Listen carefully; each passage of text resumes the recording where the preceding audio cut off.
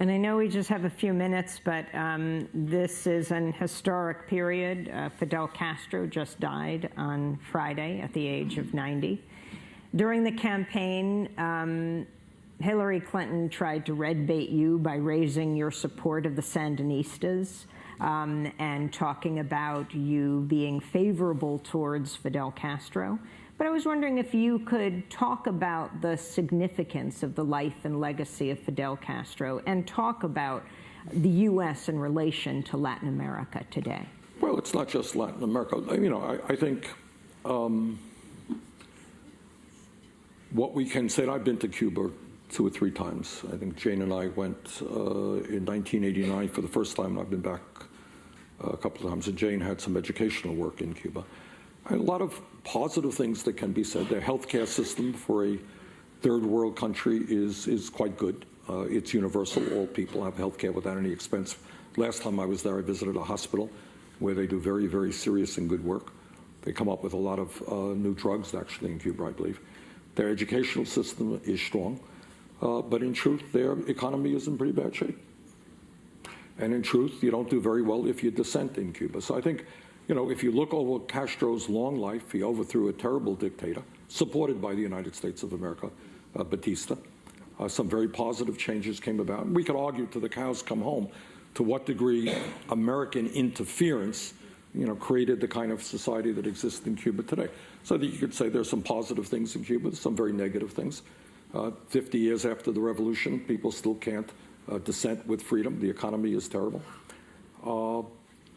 But I think it raises the question. I was on a Sunday show yesterday, and somebody was raising a quote that I made about Castro 30 years ago. You know, it's somehow they've decided that Fidel Castro is the only, that Cuba is the only non-democratic country in the world. So Saudi Arabia is fine. Many other countries in the Middle East are fine. And what we need to do as a nation is really start educating the American people. You know, Amy, I'm sure, that in 1954, way back when, we overthrew a democratically elected government in Guatemala, was unleashed decades and decades and decades of horror in that country, supported terrible people in El Salvador. We engineered the overthrow of Salvador Allende in Chile. Democratically elected. The first time a person democratically elected in Chile was overthrown through the United States and the CIA. But those issues somehow don't quite make it onto ABC. But I think it is important to understand our role in the world. In Iran, we overthrew, what was it, 1954, Mr. Mossadegh? 1953. 53, Mr. Mossadegh. How many people are familiar with that? People know that? Good. Not a lot of people. Certainly young people don't know that. But in 1953, at the bequest of British oil companies, the United States government helped engineer a coup of a guy who was democratically elected, who was thinking about nationalizing some of the oil industry there. He was replaced by the Shah, who turned out to be a very brutal, brutal man, which then resulted in what we have today with Khomeini coming to power.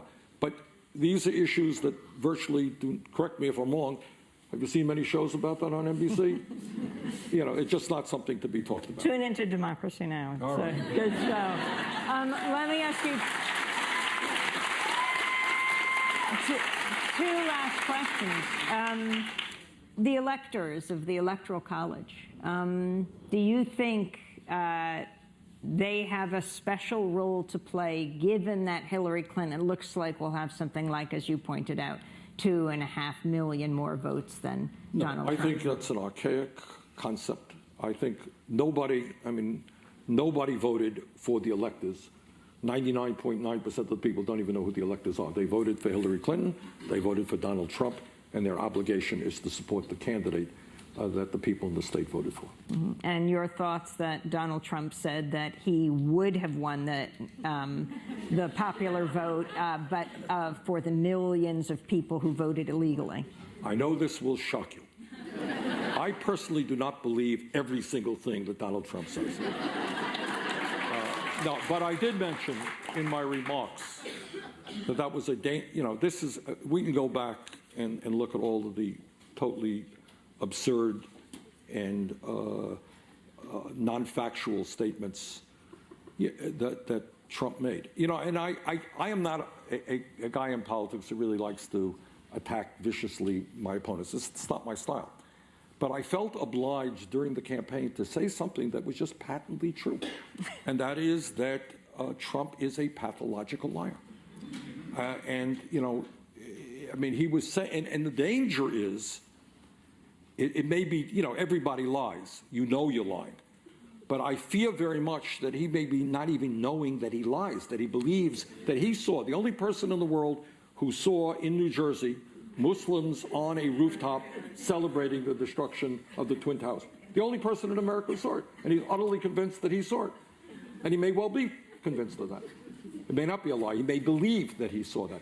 But this statement, as I mentioned earlier, the danger of this statement is not just that it is delusional and incorrect, is that it sets, if you have a president who believes that millions of people voted illegally, you're telling every Republican official in this country to suppress the vote, to make it harder for people to vote, whether they are immigrants, whether they are people of color, whether they are poor people, young people, or old people. That is the danger of that statement.